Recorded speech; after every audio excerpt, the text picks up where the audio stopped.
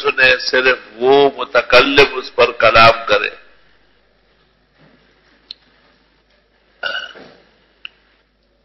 لفظ آمین اور آمین یعنی مقصورہ اور ممدودہ دونوں طرح پڑھا گیا ہے۔ زبیدی بلغرامی نے تاج العروس میں اور ابن منظور افریقی نے لسان العرب میں کہا ہے کہ آمین کے معنی ہے اللہم اجب ھذا، یا اللہ اس دعا کو قبول فرما۔ تفسیر روح المعانی میں علامہ آلوسی بغدادی نے نقل کیا ہے کہ اس پر اجماع امت ہے کہ فاتحہ پڑھنے کے بعد آمین کہا جائے، اور اس پر بھی اجماع امت ہے کہ آمین لیس جزء من الفاتحہ، فاتحہ کا حصہ نہیں ہے، یہ فاتحہ کے آداب میں سے ہے۔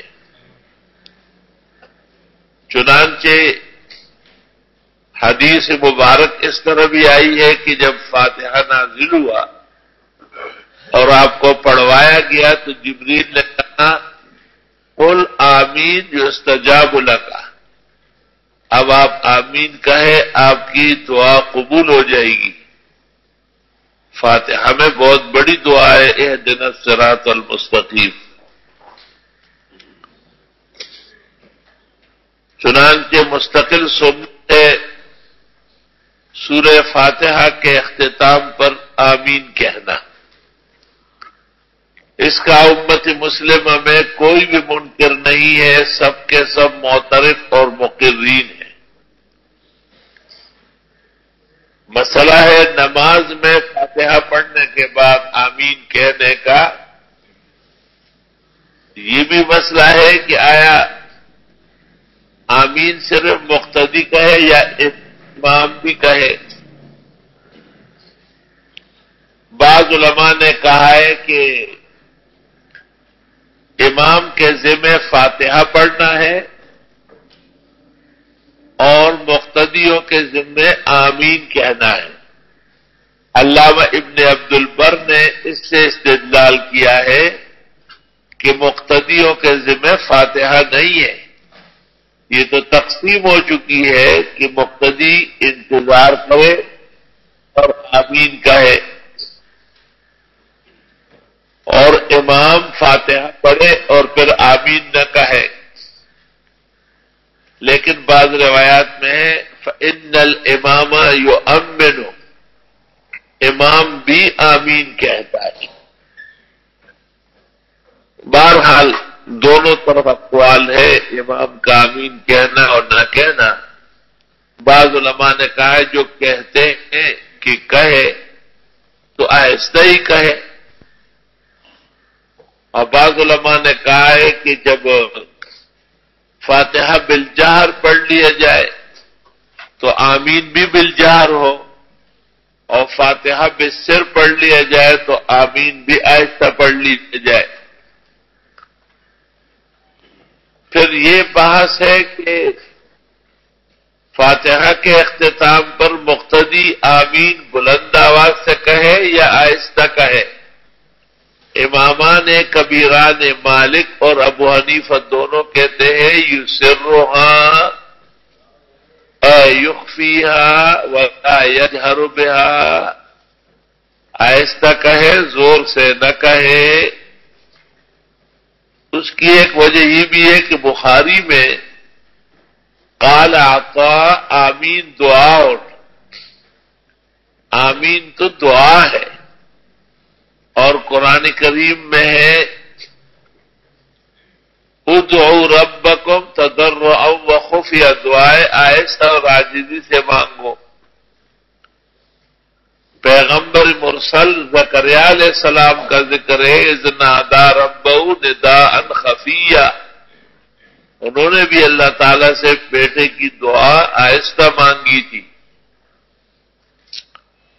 امام اعظم ابو حنیفہ کا قاعدہ اور ضابطہ فتاوی قاضی خان میں، تاتار خان میں، بزازیہ میں القدیر میں ہندیہ فصل فی ذلت القاری میں اور بحر نہر تبیین وغیرہ میں موجود ہے کہ الاصل فی الدعوات والاذکار هو التسریہ،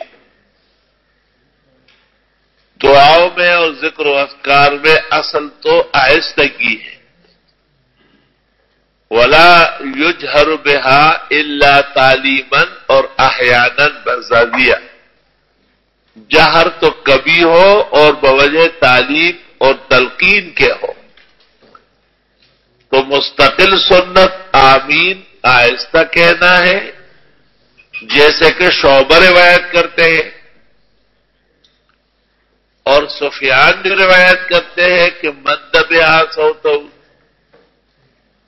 مد یمد کے معنی تو کھینچنے کے آمین، لیکن اس کا ترجمہ جہر بہا یا رفع بہا صوتہ اس سے کیا گیا ہے. اس واسطے یہ امر مسلم ہے کہ آمین کہنا سب کے ہاں سنت ہے. اولا اور افضل جہر ہے، جیسے کہ امام شافعی بعد ما دخل مصر یا احمد ابن حنبل یا دیگر محدثین کہتے ہیں، یا یہ کہ آمین آہستہ کہا جائے، جیسے کہ امامان کبیران و فقیحان جلیلان لحاظ علم ابو حنیفہ امام المغرب و مالک امام المشرق فرماتے ہیں.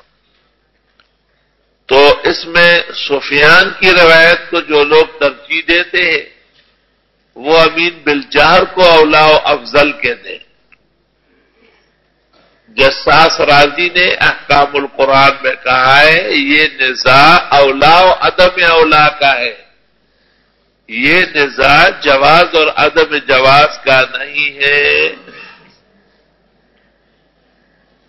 سلف سے دونوں طرح اقوال منقول ہے، لیکن درست اور صحیح بات یہ ہے کہ اوفق بالکتاب والسنت والآثار، وہ آمین آہستہ کہنا ہے، اور آمین جیسے کہ شعبہ کہتے ہیں، اور آمین بالجہر جیسے کہ سفیان روایت کرتے ہیں. محل نظر و امر مؤول. یہ عجیب بات ہے کہ شعبۃ بن الحجاج کی روایت پہ اعتراضات شروع کر دیے گئے. کہتے ہیں وہ ابو الانبس کہتا ہے اور ابن الانبس سے بابا.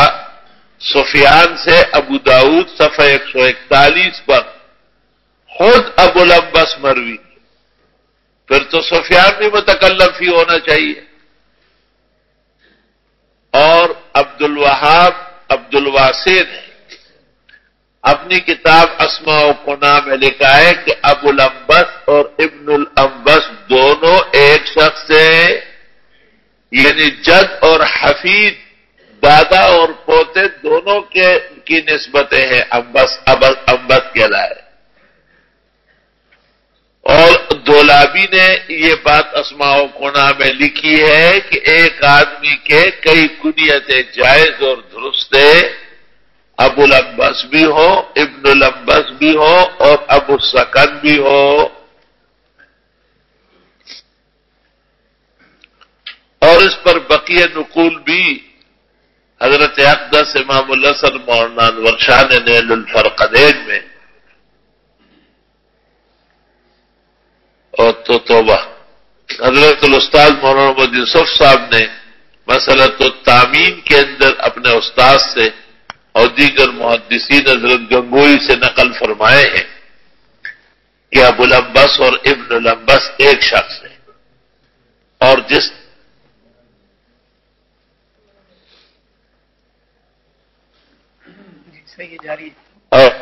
طرح شعبۃ بن الحجاج ابو الانبس کہا ہے، اس طرح سفیان سے بھی ابو داؤد وغیرہ صفحہ 141 پر ابو الانبس مروی ہے، اور دیگر طرق کے اندر شعبہ سے بھی ابن الانبس منقول ہے. تو ابو الانبس اور ابن الانبس قابل اعتراض بات نہیں ہے.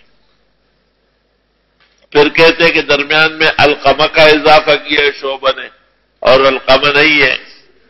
تو یہ جواب بھی دیا گیا ہے کہ کبھی ایک راوی براہ راست بھی ہو جاتا ہے. جیسے ایک شخص نے مثلا مولانا مدنی سے روایت کی یا شاہ ورشاہ سے، معروف ہے کہ ان کا شاگرد ہے، لیکن حسن اتفاق سے حضرت شیخ الہند یا حضرت گنگوئی سے بھی ان کو روایت مل گئی، تو یہ کوئی مستبد بات تو نہیں ہے. ایسا ہوتا تھا لوگ یہاں پڑھتے تھے مجھ سے، اچانک استاد گرامی قدر فقیہ و حاضر محدث اعظم مفتی اعظم پاکستان مولانا مفتی ولی حسن صاحب سے بھی مل لیتے تھے، اور ان کے در میں بھی لوگ بیٹھے ہیں. تو ایسا ہو سکتا ہے کہ القمہ اکثر طرق میں نہ ہو اور بعض طرق میں ہو، اور اس کے نقول اپنے محل میں پیش کیے گئے ہیں. بہرحال ہندوستان میں انگریز جب اپنا سکہ جماتے تھے تو وہ مذہبی بحران پیدا کرنے کے حق میں تھے. چنانچہ بدعتیوں کو کہا گیا کہ مجاہدین کے خلاف فتوے دے، تو عبدالسمیع رامپوری اور عبدالجبار دہلوی انہوں نے شاہ اسماعیل اور ان کے رفقا کے خلاف فتوے داغے.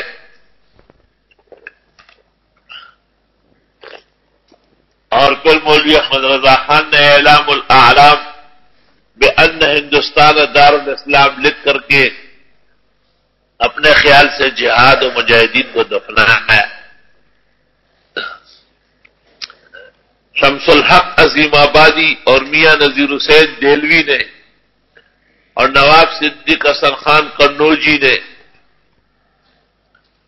چونکہ 100 کے 100 احناف جو تھے وہ مجاہدین تھے، تو اور انہوں نے فتوے داغنے شروع کیے کہ فاتحہ خلف الامام نہیں کرتے، امین بالجار رفع یدین نہیں، ان کی نماز نہیں ہوتی.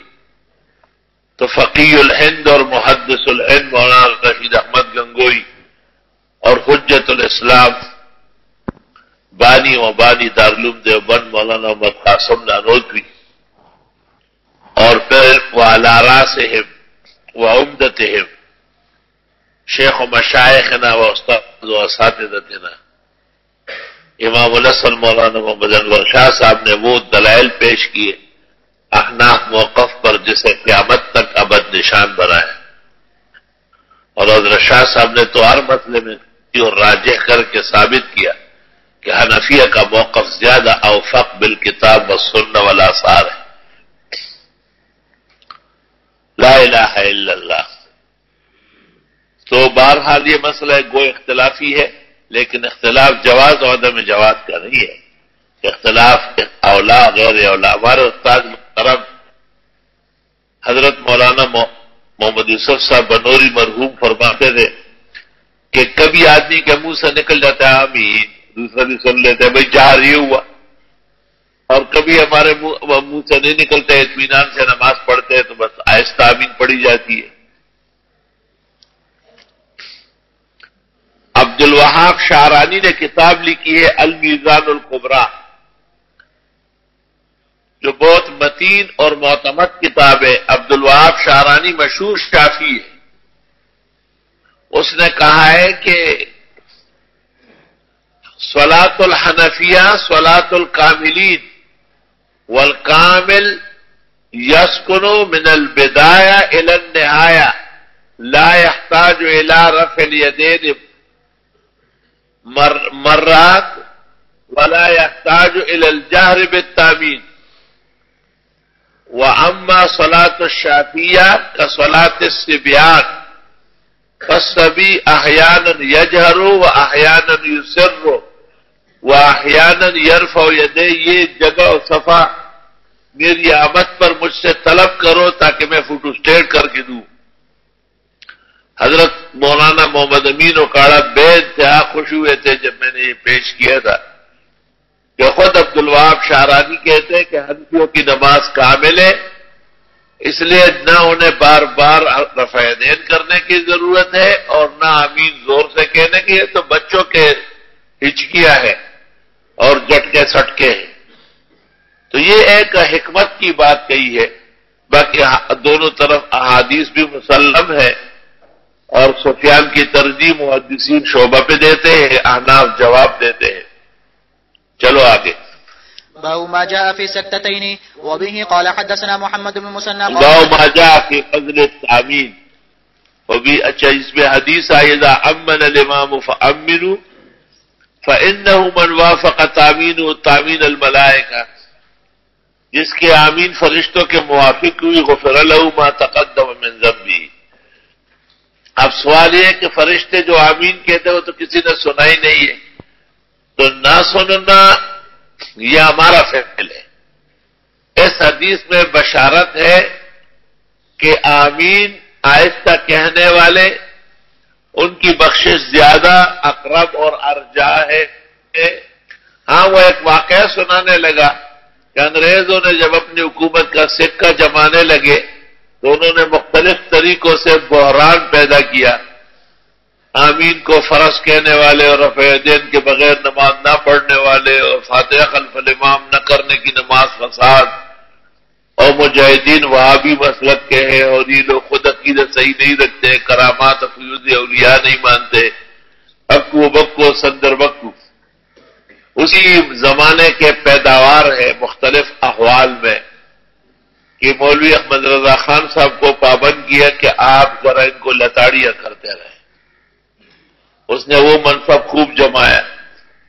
میاں نذیر حسین دہلوی اور شمس الحق عظیم آبادی اور نواب صدیق کنڈوجی نے حدیث کی روشنی میں اپنے خیال اور رائے سے حنفی مذہب کو صفر کرنا چاہا، اور پھر جب اس سے بھی نہ بنا کام تو مولا احمد قادیانی کو اٹھایا کہ تو نبوت ہی کا دعویٰ کرے تاکہ بات ختم ہو جائے.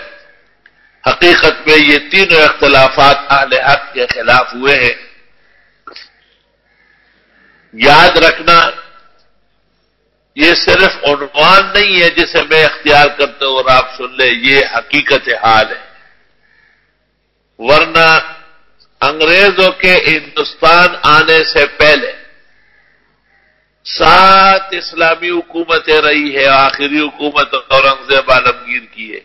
ان تمام ادوار میں کوئی ماں کا بیٹا ایک ایک ورق دکھائے جو امین بالجہر کی تائید میں یا رفع یدین کی حمایت میں یا فاتحہ خلف الامام کے حق میں لکھا گیا ہو. ایک صفحہ اور ورق کوئی نہیں دکھا سکتا ہے. مذہبی بحران نہیں تھا. کل کے کل اہل ہند مسلمان اور کل کے کل اہل ہند مسلمان احناف تھے. بھلا ایسی صورت میں جب اختلافات نہیں تھے تو لوگ سب مجتمع تھے مقاصد پر.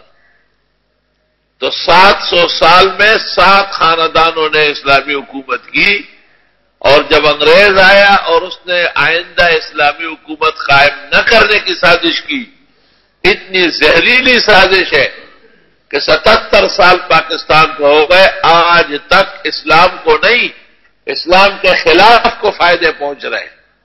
آج بھی اسلام کے قلعے اور چھاؤنیاں مدارس جو ایمان و اعمال کے مراکز و معادن ہیں ان کو نشانہ بنایا جا رہا ہے.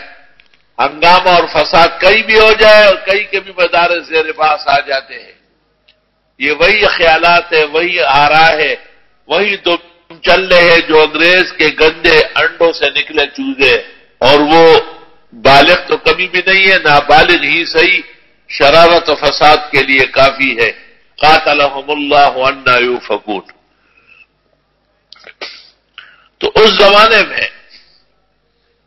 بعض مساجد میں جھگڑا ہونے لگا کہ بھائی تو آمین بالجار نہیں کرتا ہے تیری نماز خراب ہوتی ہے. رفع یدین رکوع جاتے وقت سر اٹھاتے وقت نہیں کرتے تیری نماز نہیں ہوتی. امام کے پیچھے فاتحہ پڑھنا ضروری. ایسی باتیں ہونے لگی. اس وقت ایک مسجد میں جھگڑا ہو گیا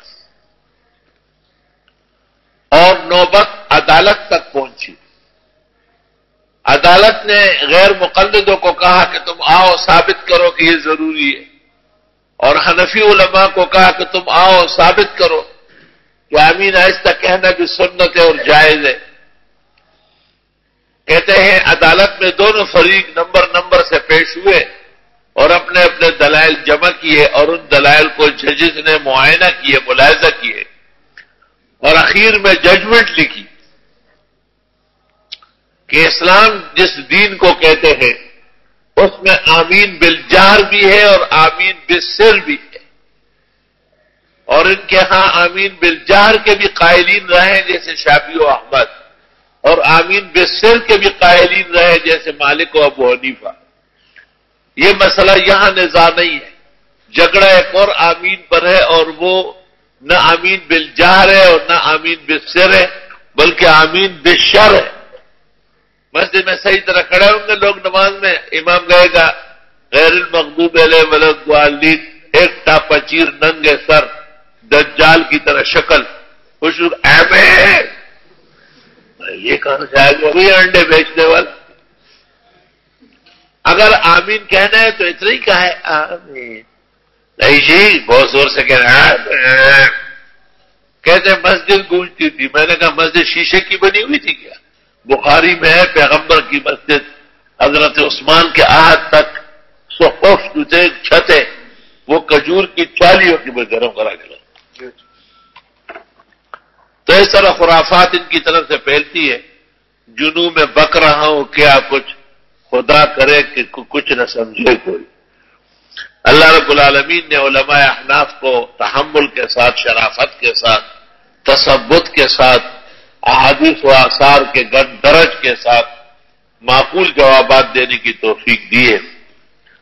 خاص کر ہمارے عزیز بھائی جو آخری دور میں آئے اور جلدی چلے گئے، حضرت مولانا امین صاحب اکاڑا رحمہ اللہ اور رحمت واسعہ، انہوں نے تو ان کے تمام شیطانی خود ان کے اندر بھیجی، اور رسائل اہل سنت والجماعت 4 جلدوں میں موجود ہے. وہ ہر غیرتی مومن مسلم کے پاس ہونا چاہیے. اس میں امین بالجہر بھی ہے، رفع یدین بھی ہے، فاتحہ خلف الامام بھی ہے، اور غیر مقلدیت کے بھیانک نتائج بھی ہے جو علامہ زبیہ قنطرۃ الالحاد کو سری اور علامہ زبیہ اختر ببدعۃ تحدد شریعت الاسلامیہ محمد رمضان بوید کی لکھی ہوئی ہے. بہرحال اذا امل الامام فامنوا، جب امام آمین کہے تم سے آمین کہو. فإنه من وافق تامینه تامین الملائکہ غفر له ما تقدم من ذنبه، جس کی آمین موافق ہوئی فرشتوں کی تو فرشتے بھی زور سے نہیں کہتے، ہم بھی نہیں کہتے. ہماری مغفرت یقینی ہے، دوسرے اپنے مغفرت ڈھونڈے. چلو باب ما جاء في السكتتين. وبه قال حدثنا محمد بن المثنى قال حدثنا عبد الأعلى عن سعيد عن قتادة عن الحسن عن سمرة رضي الله عنه قال سكتتان حفظتهما عن رسول الله صلى الله عليه وسلم فأنكر ذلك عمران بن حسين رضي الله عنهما قال حفظنا سكتة فكتبنا إلى أبي بن كعب رضي الله عنه بالمدينة فكتب أبي رضي الله عنه أن حفظ سمرة. قال سعيد فقلنا لقتادة ما هاتان سكتتان؟ قال إذا دخل في صلاته وإذا فرغ من القراءة. ثم قال بعد ذلك وإذا قرأ ولا الضالين. قال وكان يعجبه إذا فرغ من القراءة أن يسكت حتى يتراد إليه نفسه. وفي الباب عن أبي هريرة نفسه. وفي الباب عن أبي هريرة رضي الله عنه قال أبو عيسى حديث سمرة رضي الله عنه حديث حسن وهو قول غير واحد من أهل العلم يستحبون للإمام أن يسكت بعدما يفتتح الصلاة وبعد الفراغ من القراءة. وبه يقول أحمد وإسحاق وأصحابنا رحمهم الله. اس میں بحث ہے کہ نماز میں کتنے سکتے ہیں. ایک سکتہ کبرا ہے اور 7 سکتے صغرا ہے. سکتہ صغرا جیسے الحمدللہ رب العالمین قف ہے نا، الرحمن الرحیم قف ہے نا، مالک یوم الدین الی آخر السورہ، الحمدللہ رب العالمین. یہاں بھی وقف ہے، الرحمن الرحیم پر بھی وقف ہے، مالک یوم الدین پر بھی وقف ہے، اخیر پر اهدنا الصراط إياك نعبد وإياك نستعين پر وقف ہے، اهدنا الصراط المستقیم پر وقف ہے، صراط الذین انعمت علیہم پر بھی وقف مناسب ہے. غیر المغضوب علیہم ولا الضالین، یوں 7 اوقاف ہو گئے. اس کو بھی 7 سکتے کہے گئے. حرمین شریفین میں عموماً یہی رواج ہے، لیکن آج کل دکتور صالح حمید دنیا کے سب سے بڑے عالم اور قدیم امام ہیں، وہ فجر پڑھا رہے ہیں لیکن بڈھے ہو گئے، اس لیے وہ ذرا تیز سے الحمدللہ رب العالمین الرحمن الرحیم مالک یوم الدین. پہلے یہ کہتے تھے یہ خٹکوں کی نماز پٹھان ہوگی، اب یہ خود خٹکتے ہوئے بنتے چلے جا رہے ہیں. جب سے ہم آئے ہیں امام صاحب اسی طرح کر رہے ہیں، اور ہمارے بزرگوں کی اور ملک کے علماء کے بھی یہ معمول رہا ہے. تو اختلاف جواز اور عدم جواز کا نہیں، اولویت کیا ہے. اولا و افضل 7 اوقاف، 7 چھوٹے سکتے ہیں اور 2 بڑے سکتے ہیں. جب امام تکبیر کہے اللہ اکبر، اس کے بعد یس کو تو سخت تما یقرأ الثناء والتعوذ والتسمیہ. اس کے بعد جب فاتحہ ختم ہو جائے تو پھر تھوڑی دیر کے لیے سانس لینے کے لیے حتی یتراد الیہ نفسہ، یہاں تک کہ اس کا سانس پرسکون ہو جائے، اور اس کے بعد سورت یا آیات کا آغاز کر لے. تو یہ کوئی نظامی مسئلہ نہیں ہے. چلو باب ما جاء في وضع اليمين على الشمال في الصلاة. وبه قال حدثنا قتيبة قال حدثنا أبو الأحوص عن سماك بن حرب عن قبيصة بن غلب عن أبيه رضي الله عنه قال كان رسول الله صلى الله عليه وسلم يؤمنا فيأخذ شماله بيمينه. قال وفي الباب عن وائل بن حجر وقتيبة بن الحارث وابن عباس وابن مسعود وسهل بن سعد رضي الله عنهم. قال أبو عيسى حديث غلب رضي الله عنه حديث حسن، والعمل على هذا عند أهل العلم من أصحاب النبي صلى الله عليه وسلم والتابعين ومن بعدهم، يرون أن يضع الرجل يمينه على شماله في الصلاة، ورأى بعضهم أن يضعهما فوق السرة، ورأى بعضهم أن يضعهما تحت السرة، وكل ذلك واسع عندهم. واسمه من يزيد بن قنافة الطائي. وضع الیمین علی الشمال فی الصلاۃ، دائیں ہاتھ کو بائیں ہاتھ پر رکھنا نماز میں. کان رسول اللہ صلی اللہ علیہ وسلم یؤمنا فیأخذ شمالہ بیمینہ، دائیں ہاتھ سے بائیں ہاتھ کو پکڑ لیتے تھے، دائیں ہاتھ کی کلائی بائیں ہاتھ کی کلائی پر، اور چنگلی اور انگوٹھے کا حلقہ اور 3 انگلیاں اوپر چڑھا کر اور ناف کے اوپر یا ناف کے نیچے باندھ لیتے تھے. یہی احادیث و آثار اور تعامل امت سے ثابت ہے. امام مالک رحمت اللہ علیہ کے ہاں اس طریقے کو وضع کہتے ہیں. وضع کے معنی ہاتھ باندھنا، اور ہاتھ کھلے چھوڑنے کو کہتے ہیں ارسال الیدین. امام مالک رحمت اللہ علیہ کے نزدیک ارسال الیدین ہے. اس میں عبداللہ ابن عمر کی ایک منقطع روایت موجود ہے. استاد بنوری نے معارف السنن میں تعجب کیا ہے کہ امام مالک حجت عمل اہل مدینہ مانتے ہیں اور مدینہ میں کوئی بھی ارسال کا مرتکب نہیں ہے، اور مالک نے اپنے مذہب کی بنیاد بے شک ابن عمر پر رکھی ہے، لیکن ابن عمر سے مرفوعاً اتصالاً مسنداً روایت نہیں ہے، مقطوعاً ہے جو حجت نہیں ہے. اور امام مالک کا مذہب نقل کرنے والے 3 آدمی ہیں، ابن عبد الحکم اور ابن القاسم، اور راجح ابن القاسم ہے نہ کہ ابن عبد الحکم. اور قاسم ہر جگہ روایت وضع کا کرتے ہیں نہ کہ ارسال کا، اور ارسال کی روایت ابن عبد الحکم کر رہے ہیں. لیکن افسوس کہ مالکیہ نے قاطبتاً اس کو معمول بنایا اور ابن القاسم کو اس مسئلے میں طرح دے دیا. فیا حسرتا،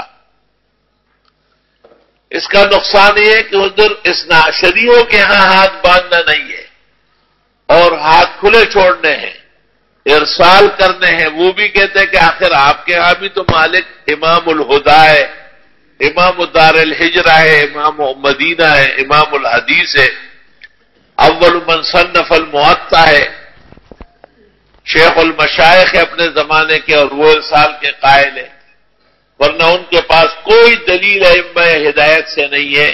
اثنا عشرہ ائمہ جو ہے سب کے سب وضع کرتے تھے، ارسال ان میں سے ایک بھی نہیں کرتا تھا۔ خود کتاب الاحکام میں موجود ہے کہ اصل وضع ہے نہ کہ ارسال ہے، جیسے کہ ملا حضر الفقی میں ہے کہ اصل اذان بلالی ہے، اور یہ جو علی وغیرہ کے الفاظ ڈالے گئے ہیں یہ مفوضہ نے ڈالا ہے، اور وہ ملعون فرقہ ہے۔ یہ بھی جب میں آؤں تو مجھ سے یہ سفر نوٹ کر لو انشاءاللہ تعالی۔ بہرحال امام ترمذی فرماتے ہیں کہ ہاتھ باندھنا چاہیے یا تو ناف کے نیچے جیسے حنفیہ، یا ناف پر، لیکن سینے پر مرد ہو کر کے ہاتھ باندھنے کی روایت دنیا میں کہیں نہیں ہے۔ جو مؤمل وغیرہ کی پیش کی جاتی ہے وہ حد درجے کمزور، صحاح کے مقابلے میں اشد ضعیف اور ناقابل التفات ہے۔ تو پتہ یہ چلا کہ امام ترمذی جو بخاری و مسلم کے شاگرد ہیں اور تیسری صدی ہجری خیر القرون کے امام ہدایت و حدیث ہے، ان کے زمانے تک ہاتھ کھلے چھوڑنے والے یا ہاتھوں کو عورت کی طرح سینے پر باندھنے والے پیدا نہیں ہوئے تھے۔ مثلا ناف کا ہے، بعضهم یضعون ایدیہم فوق السرہ وبعضهم تحت السرہ، سرہ سے نکلنا نہیں ہے، سرہ ناف کو کہتے ہیں۔ تو یہ جو عورت کی طرح سینے پر ہاتھ باندھتے ہیں، ان سے پوچھو کہ تمہارا ناف اوپر آیا ہے کہ تو ایسا نہ ہو کہ ناف کے نیچے والا سامان بھی منہ میں آ جائے۔ شرم تم کو مگر نہیں آئی۔ صحیح ستہ میں ایک روایت کا ٹکڑا بھی نہیں ہے جو مرد کے لیے سینے پر ہاتھ رکھنے کے جواز پر دلالت کرے۔ اور صحیح ستہ کے تیسرے چوتھے درجے کا سب سے بڑا امام ترمذی فرماتے ہیں کہ ہاتھ ناف کے نیچے باندھنا یا ناف کے اوپر باندھنا یہ سنت طریقہ ہے۔ یہ جو ہاتھ باندھے جاتے ہیں ناف کے اوپر اور دائیں ہاتھ بائیں پر، فقہا کہتے ہیں کہ مرد تو وضع کرے یعنی ہاتھ پکڑے وہ باندھے، اور خاتون چھاتیوں پر ویسے ہی ہاتھ رکھے۔ ہدایت میں لکھا لِأَنَّهُ أَسْتَرُ لَهُنَّ، ان کے لیے یہ پردے کا باعث ہے۔ اور مراسیل ابی داؤد میں ام المومنین عائشہ نے کہا ہے کہ مرد اور عورت کی نماز کا فرق ہے۔ مرد اور عورت کی زندگی میں پورا فرق ہے۔ مرد اذان دیتا ہے، عورت نہیں دے سکتی ہے۔ مرد جماعت کراتا ہے، عورت نہیں کرا سکتی ہے۔ مردوں کی مسجدیں ہیں، عورتوں کی کوئی مسجد نہیں ہوتی۔ مرد جمعہ اور عیدین کا پابند ہے، عورت کوئی پابند نہیں ہے۔ صلاتہن فی بیوتہن خیر لہن، جو یہ کہتے ہیں کہ مرد اور عورت کی نماز کا فرق نہیں ہے وہ اس زمانے کا اور ہر دور کا بدترین بے وقوف ہے۔ وہ احادیث و آثار نہیں، انسانیت سے مخرج ہے۔ یہ تو امر بدیہی ہے کہ ایک بیٹا ہے وہ عالم ہے، وہ پگڑی باندھے گا یا سر پہ ٹوپی رکھے گا، اور اس کی ماں سر پہ دوپٹہ رکھے گی، یا اس زمانے کی گنجی پنجی بالکل ننگے سر ہوگی۔ تو کوئی عورت بھی دنیا کے اندر پگڑی نہیں باندھتی، کوئی عورت بھی سر پہ ٹوپی رکھ کے اس کے اوپر صافہ نہیں سجاتی۔ تو ایسی صورت میں کیسے کہا جا سکتا ہے کہ مرد اور عورت کی نماز کا فرق نہیں؟ خود بخاری میں ام درداء رضی اللہ تعالیٰ عنہ، ام درداء صغریٰ کا تذکرہ ہے کہ وہ مردوں کی طرح نماز پڑھتی تھی صرف قاعدے میں، اور وہ فقیہ تھی، بیمار تھی، بوجہ عذر کے ایسا بیٹھتی تھی، ورنہ یہ طریقہ عام خواتین کا نہیں۔ مزید تفصیل برادر محترم مولانا محمد امین اوکاڑا کی کتاب مرد اور عورت کی نماز کا فرق، اس میں تفصیل سے ملاحظہ ہو۔ فقہائے کرام نے یہ بھی کہا ہے کہ جس طرح نماز میں ہم ہاتھ باندھتے ہیں کہ دائیں ہاتھ بائیں پر ہے، ہماری زندگی بھی اس طرح ہو کہ ہماری قمیص، ہماری واسکٹ، ہماری صدری، ہماری شیروانی، ہمارا کوٹ، ہمارا جبہ، الغرض جو چیز میں قمیص کا قائم مقام ہے وہ دایاں بایاں پر ہو۔ نہ جانے کس دور میں یہ ظلم عظیم ہوا ہے کہ عرب و عجم کے علماء اور اولیاء کا یہ ناموزون عمل کہ سب کی بٹن پٹیاں بائیں دائیں پہ چڑھی ہوئی ہے، اور آج ہمیں اپنے شاگردوں اور علماء کی موجودگی میں بھی اس مسئلے پر بحث کرنی پڑتی ہے اور انہیں ترغیب دینی پڑتی ہے کہ بٹن پٹیاں دائیں بائیں پر کر لو۔ پھر بھی دورے میں اور تخصص میں اور بڑی کلاسوں میں ایسے شاخوبان جنس کے لڑکے ملتے ہیں جن کی شکلیں مردوں کی ہے اور اخلاق خناسا اور ناسا کی ہے۔ بھائی کھڑے ہو جاؤ، تم نے کیوں بٹن پٹی؟ ابا ایک دفعہ جب اعلان ہوا، مسئلہ بیان ہوا، تو آپ کے کفن تک اس پر عمل ضروری ہے۔ شرم کرو، کتاب الجنائز فصل فی التکفین ادائے دیکھو، فصل فی التکفین باہر دیکھو، نہر دیکھو، ہندیہ دیکھو، قاضی دیکھو، شامی دیکھو، سب نے لکھا ہے کہ کفن کا پہلے بائیں اوپر چڑھایا جائے تاکہ اس پر دائیں آ جائے، کما کان یلبسہ وہو کان فی الاحیاء۔ صاحب ہدایت چھٹی صدی ہجری کے محدث و فقیہ ہے۔ اس وقت تک دنیا میں ایسا مسلمان پیدا نہیں ہوا تھا جس کی بٹن پٹی بائیں دائیں پہ چڑھی ہو۔ شیخ عبدالحق محدث دہلوی کا انتقال 1052 میں ہوا، یعنی 11ویں صدی ہجری۔ انہوں نے کتاب لکھی ہے کشف المحجوب فی لباس المحبوب، اس میں بھی دائیں کو بائیں پر ترجیح دی ہے کہ دائیں بٹن پٹی بائیں پر آنا چاہیے۔ تو یہ 300-400 سال کے درمیان میں غالباً انگریز لعنتی جب سے ہندوستان آیا ہے اور دنیا پر بھی اس کی نحوست کا اثر ہے، یہ بٹن پٹیاں خراب ہوئی ہے۔ اصلاح اور درست رکھنا امت مسلمہ کے ذمہ واجب ہے، اور وہ جو سنت کا اہتمام کرے اور احیاء کرے اس کو 100 شہیدوں کا ثواب ملے گا انشاءاللہ۔ وہ احسنی ذہن کے لوگ اول نمبر اس میں آئیں گے اللہ کے حضور، دنیا میں بھی اور آخرت میں بھی۔ اس کے علاوہ 2 باتیں پیش آتی ہے، کبھی کہتے ہیں جی یہ پرانی قمیص ہے، اب پہلے زنا کرتے تھے تو اب بھی کرو گے؟ پہلے آپ چوری کی عادت رکھتے تھے تو اتنے بڑے مولوی ہونے کے بعد بھی چوری چکوری کرو گے؟ تمہیں شرم نہیں آتی؟ جب ایک دفعہ مسئلہ معلوم ہو پرانی قمیص اور نئی قمیص کیا ہوتی، آپ کے ذمہ فرض ہے کہ جب تک دائیں بائیں پر نہ ہو اس کو جسم پر آنے نہ دیں۔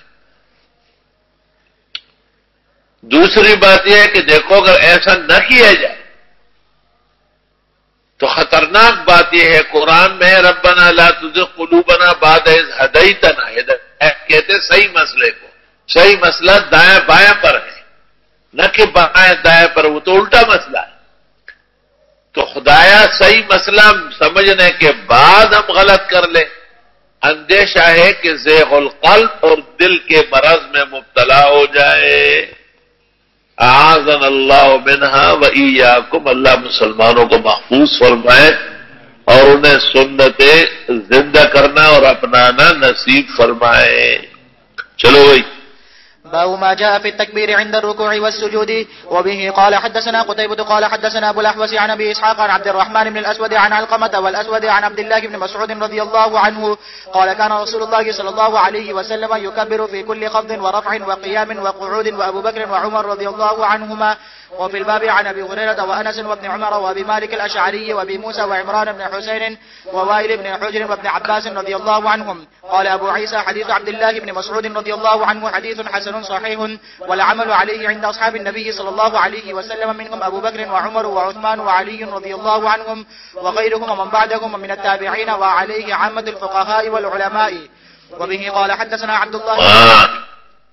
پہلی بات تو یہ ہے کہ رکوع سجود یعنی عند کل خفض ورفع اللہ اکبر، قرات پوری ہو گئی، رکوع میں جا رہے اللہ اکبر، رکوع سے سر اٹھاتے وقت سمع اللہ لمن حمدہ، اس دوران مقتدی کہیں گے ربنا ولک الحمد، سجدے جاتے ہوئے اللہ اکبر، سجدے سر اٹھاتے ہوئے اللہ اکبر، دوسرا سجدہ اٹھاتے وقت، کھڑے ہوتے وقت. کہتے ہیں کہ انتقال کے وقت اللہ اکبر ضروری ہے.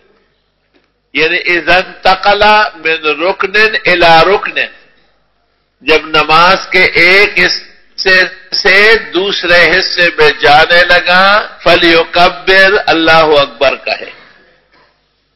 کیونکہ جس طرح ہم قرات سے رکوع میں جاتے ہیں اور قومے سے سجدے میں جاتے ہیں اور سجدے سے جلسے میں آتے ہیں اور جلسے میں پھر سجدے میں جاتے ہیں، یہ انقلابات اور انتقالات دلیل ہے کہ ہمارا انتقال ہونے والا ہے. خدا کی عظمت، بڑائی اور کبریائی کام آئے گی. یہی وجہ ہے کہ حدیث میں آیا ہے کہ جب اوپر قدم رکھو تو کہو اللہ اکبر، اللہ اکبر، اور جب نیچے اترنے لگو تو کہو سبحان اللہ، سبحان اللہ، سبحان اللہ. قیاساً ہم نے کہا ہے کہ ہموار زمین پہ چلتے ہوئے الحمدللہ الحمدللہ.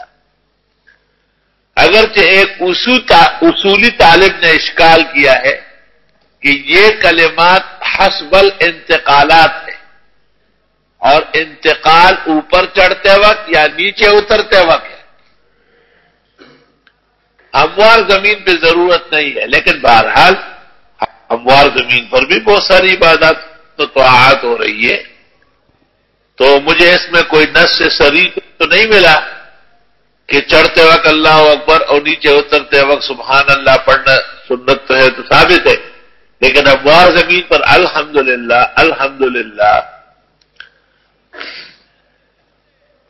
اس کی دلیل یہ بھی ہے کہ پہاڑی لوگ ہموار زمین پہ نہیں چل سکتے، جیسے کہ ہموار زمین کے لوگ پہاڑوں پہ چڑھنا آسانی سے نہیں کر سکتے. عبدالغفار خان نے اپنی کتاب زمان جد اور جدوجہد میں لکھا ہے وَهَذَا عَجِيبٌ وَغَرِيبٌ. تو فرمایا کہ ہر خفض و رفع میں، ہر قیام و قعود میں اللہ اکبر اللہ اکبر. کہتے ہیں فجر سے لے کے عشاء کی نماز تک کل صلوات خمسہ کے اندر 94 مرتبہ اللہ اکبر اللہ اکبر، اور 4 مرتبہ اذان میں ہے تو بس پورے ہو گئے، اور 2 مرتبہ تکبیر میں ہے کیونکہ دونوں کو ایک جنا جاتا ہے. تو یوں 100 یا 102 104 مرتبہ اللہ اکبر کا اہتمام کیا جاتا ہے. اور یہ اعلیٰ اور عمدہ مسنون نماز کی علامت ہے. کہتے ہیں کہ بنو امیہ کے دور میں بعض ائمہ تکبیرات چھوڑ چکے تھے. شاید ان کے رد اور قدح میں ائمہ حدیث نے عند کل خفض و رفع و عند رکوع و سجود و قیام و قعود اللہ اکبر اللہ اکبر کے کلمات تجویز فرمائے ہیں. کہتے ہیں کہ جب آدمی خوش ہو تو اللہ اکبر، اور جب متعجب ہو جائے تو سبحان اللہ سبحان اللہ، جب پرسکون ہو جائے تو اللہم صلی وسلم علی النبی. یہ نہیں کہ خوش ہو جائے تو چیئر چیئر چیئر ہاتھ بجانا اور تالیاں بجانا شروع کر دے. یہ تو یہود و نصارہ کا طریقہ غیر اسلامی طریقہ ہے. اس سے تو بتائے ہونا ضروری ہے. چلو. وبه قال حدثنا عبد الله بن منين قال سمعت علي بن الحسين قال أخبرنا عبد الله بن المبارك عن ابن جريج عن الزهري عن أبي بكر بن عبد الرحمن عن أبي هريرة رضي الله عنه أن رسول الله صلى الله عليه وسلم كان يكبر وهو يهوي. قال أبو عيسى هذا حديث حسن صحيح وهو قول أهل العلم من أصحاب النبي صلى الله عليه وسلم ومن بعدهم قالوا يكبر الرجل وهو يهوي للركوع والسجود. ہوا یہوی کے معنی نیچے جانا اور وہ رکوع کے لیے جا رہا ہو. جی. باب رفع اليدين عند الركوع.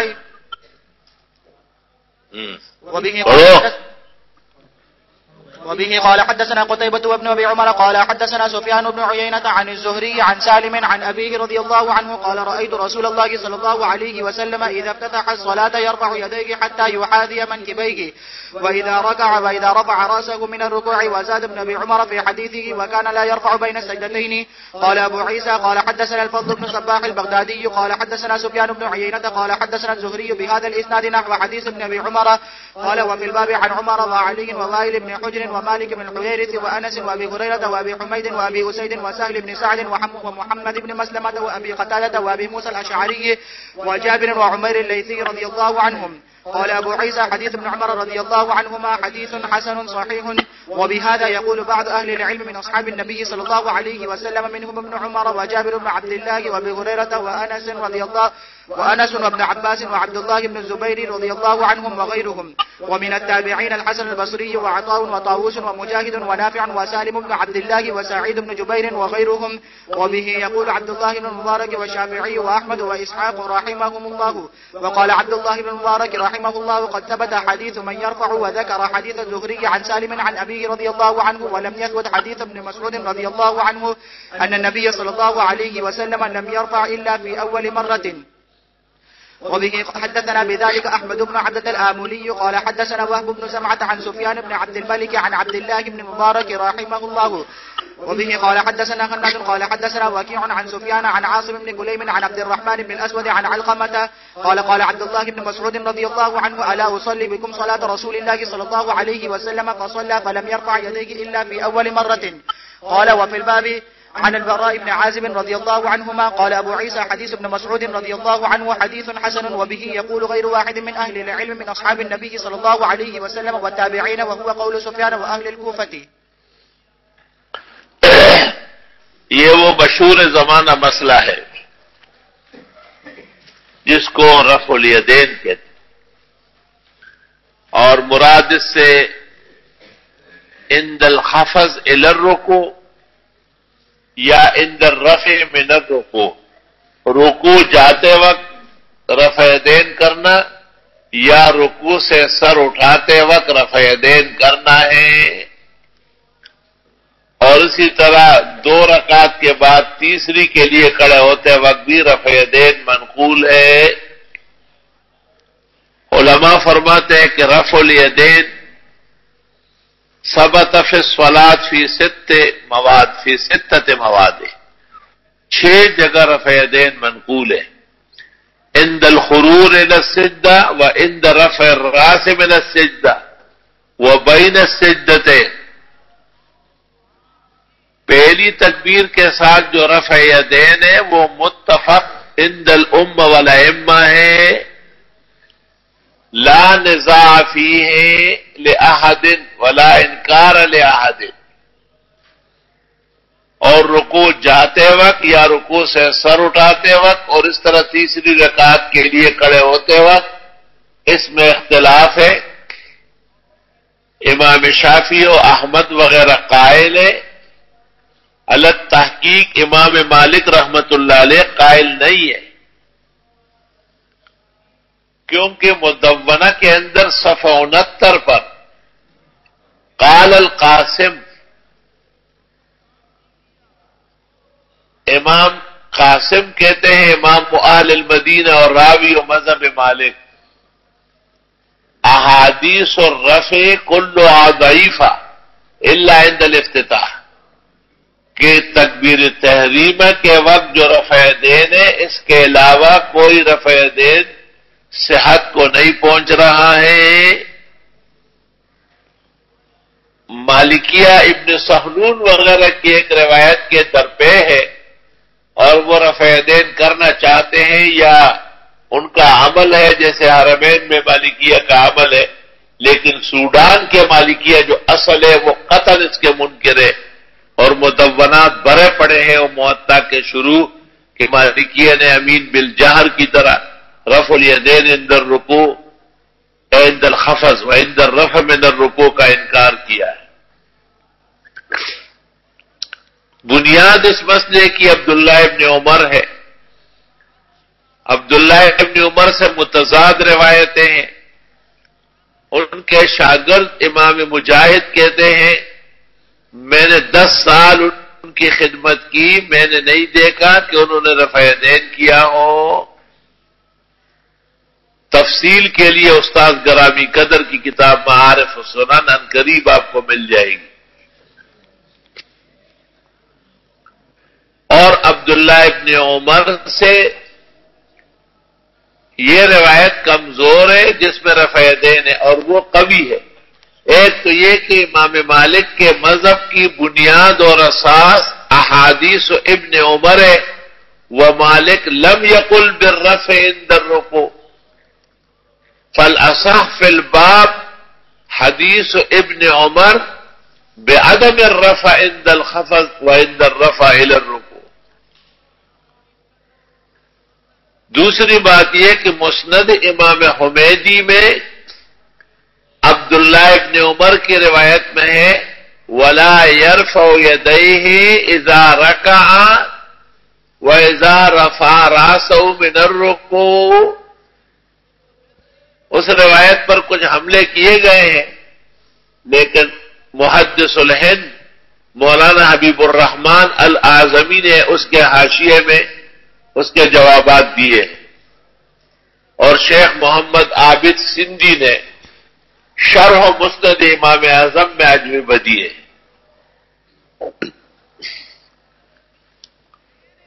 حضرت امام الاثر مولانا انور شاہ نے اس پر یکے بعد دیگرے 2 کتابیں لکھی۔ ایک کا نام ہے نیل الفرقدین فی رفع الیدین، اور دوسری اس کی بعض مواضع مشکلہ کی تشریح کی ہے بسط الیدین الی نیل الفرقدین۔ یہ 2 کتابیں قیامت تک کے لیے اس مسئلے کو زندہ تابندہ رکھنے والی ہے۔ عبداللہ ابن عمر رضی اللہ تعالی عنہما کی روایات محدثین کے خیال میں جیسے ابن المبارک کو صریح مغالطہ ہوا ہے، وہ اساس ہے رکوع جاتے وقت سر اٹھاتے وقت رفع یدین کرنے کی، حالانکہ ابن عمر کا اپنا عمل نہیں تھا، کیونکہ شاگرد سب سے بڑا مجاہد ہے اور وہ کہتے نہیں کرتے تھے، اور ابن عمر کے احادیث مالک کا اساس مذہب ہے، مالک کے یہاں رفع یدین نہیں ہے، اور مسند امام حمیدی کے ہاں ابن عمر سے عدم رفع منقول ہے۔ ابو داؤد میں ہے احادیث ابن عمر كلها اقوال لیست لها رفع۔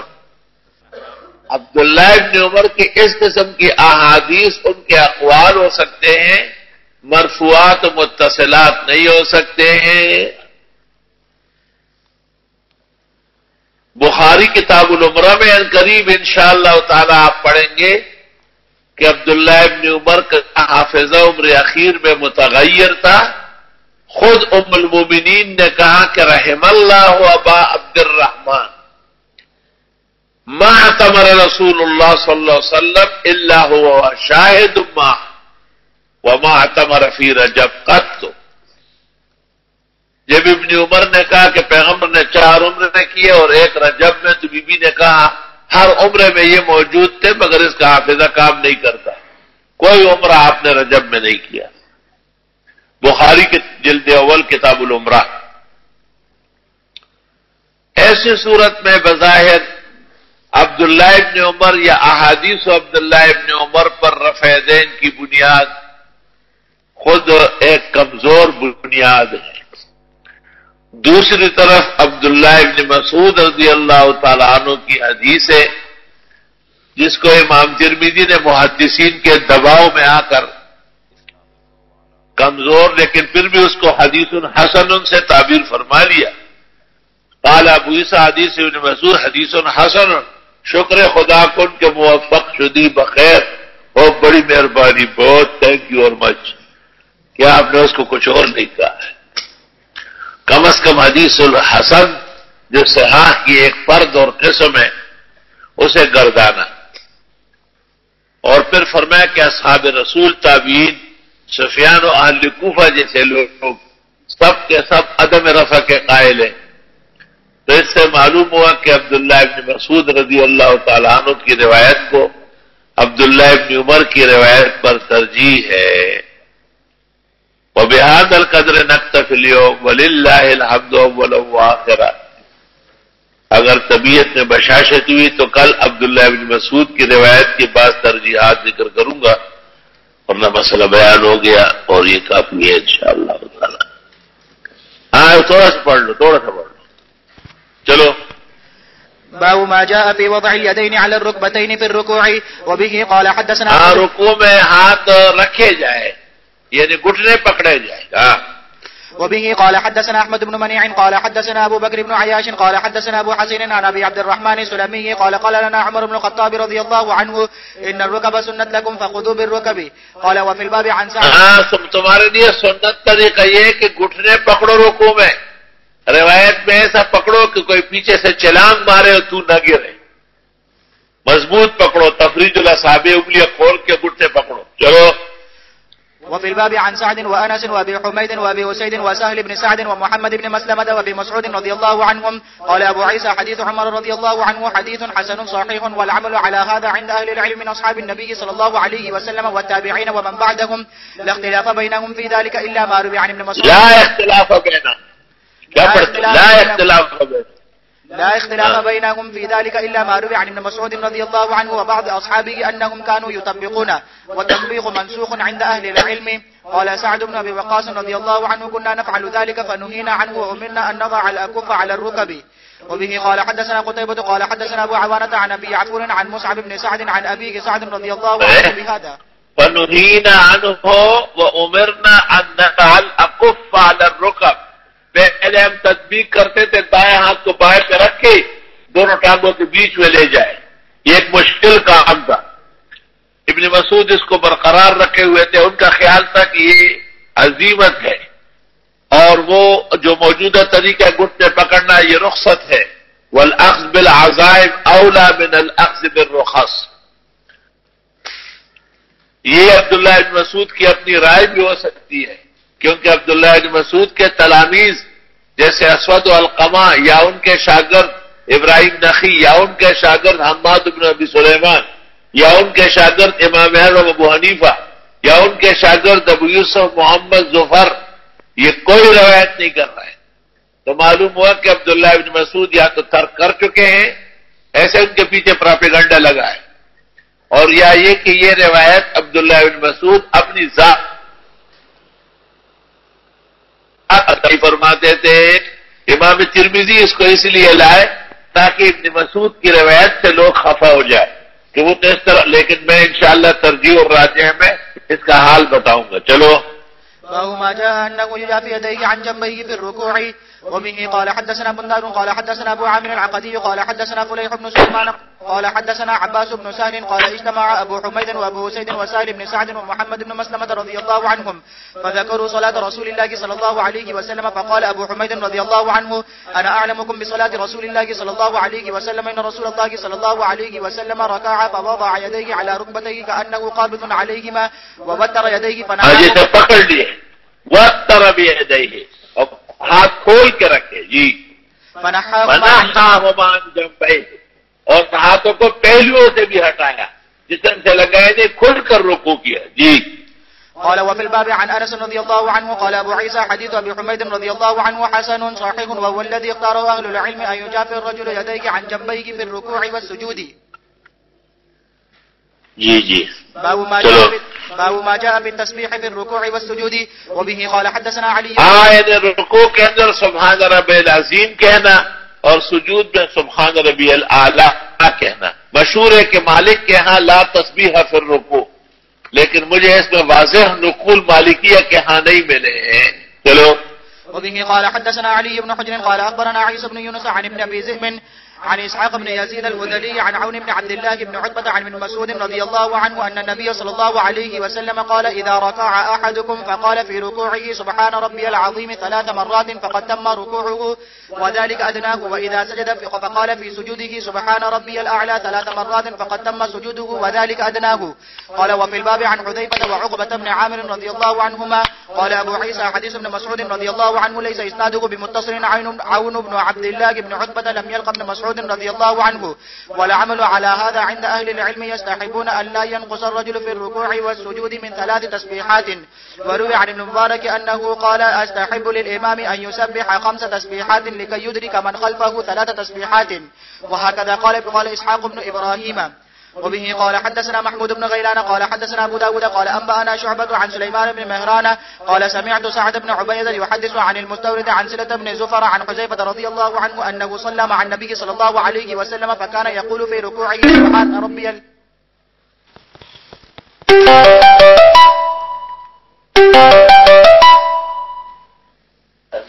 جی پڑھیں.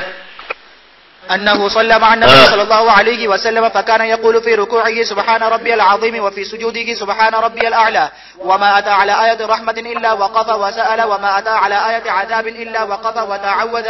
قال أبو عيسى وهذا حديث حسن صحيح. وحدثنا محمد بن بشار قال حدثنا عبد الرحمن بن مهدي عن شعبة نحوه.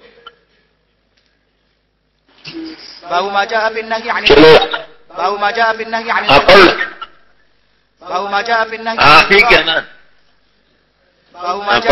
عن القراءة في الركوع والسجود. وبه قال حدثنا إسحاق بن موسى الأنصاري قال حدثنا معن قال حدثنا مالك قال وحدثنا قتيبة عن مالك عن نافع عن إبراهيم بن عبد الله بن حنين عن أبيه عن علي بن أبي طالب رضي الله عنه أن النبي صلى الله عليه وسلم نهى عن لبس القسي والمعسفر. قسی کہتے ہیں ایسے چھوٹے کپڑے کو جو شلوار کی جگہ پہنے اور جسم نظر زمانے کا ٹانگیا اور کچیا. جی منع ہے. وعن تختم الذهب وعن قراءة القرآن في الركوع. والمعصفر ایسا رنگ جو عورت نما ہو، شوخ تیز لال، شوخ ہرا، شوخ رنگ ساری عورتوں کا ہے. وعن تختم الذهب اور سونے کا مرد کے لیے استعمال یا اسے انگوری وغیرہ بنانا. وعن قراءة القرآن في الركوع، رکوع میں قرآن نہ پڑھنا، وہ اللہ کی تعظیم کے لیے. جی. وفي الباب عن ابن عباس رضي الله عنهما قال أبو عيسى حديث علي رضي الله عنه حديث حسن صحيح، وهو قول أهل العلم من أصحاب النبي صلى الله عليه وسلم ومن بعدهم كرهوا القراءة في الركوع والسجود.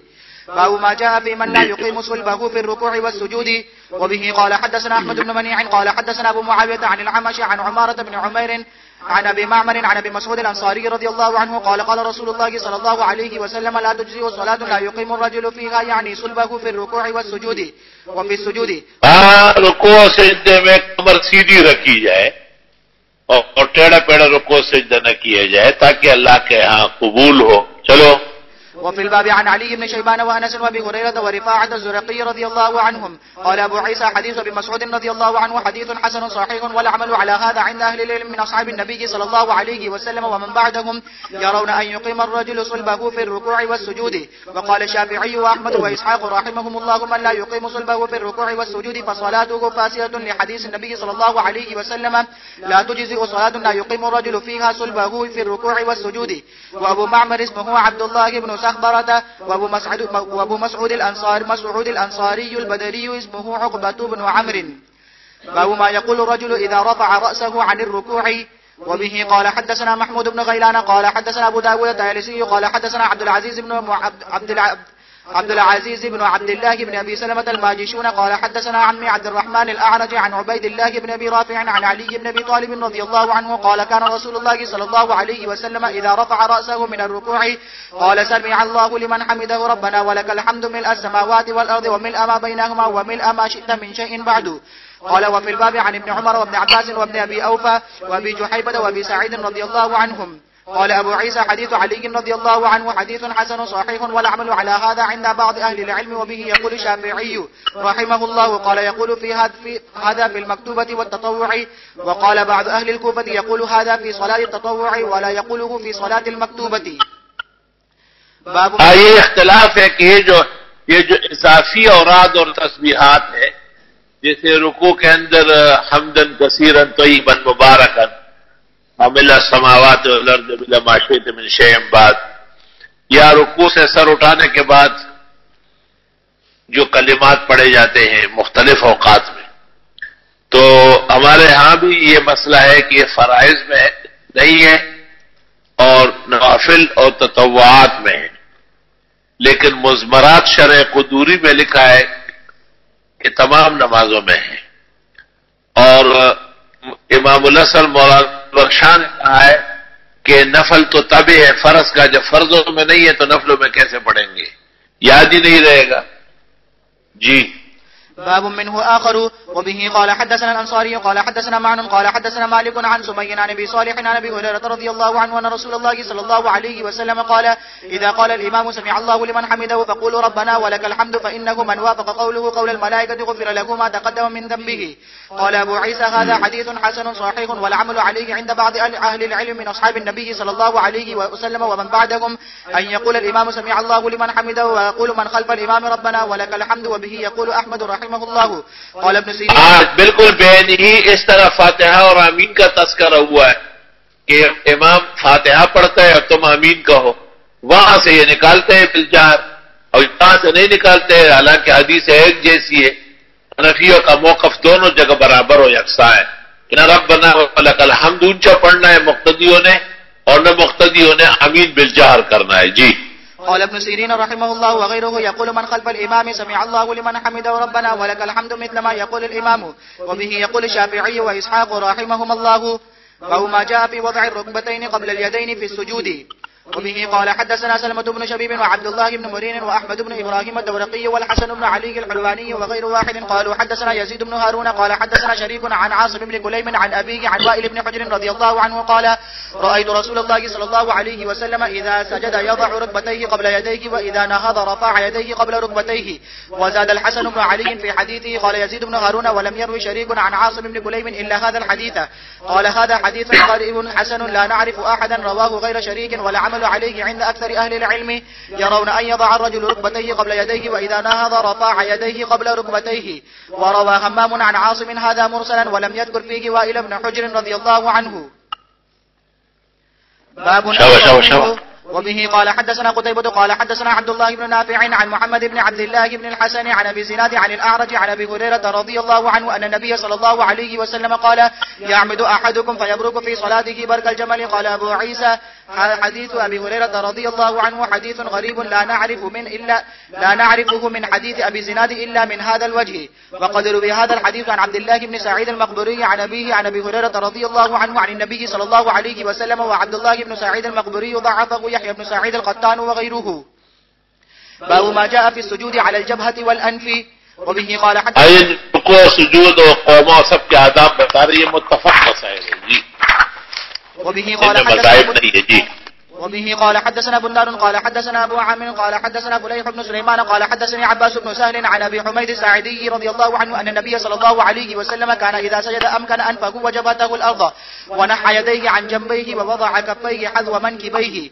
قال وفي الباب عن ابن عباس ووائل بن حجر وأبي سعيد رضي الله عنهم. قال أبو عيسى حديث أبي حميد رضي الله عنه حديث حسن صحيح والعمل عليه عند أهل العلم أن يسجد الرجل على جبهته وأنفه، فإن سجد على جبهته دون أنفه فقال قوم من أهل العلم يجزئه وقال غيرهم لا يجزئه حتى يسجد على الجبهة والأنف.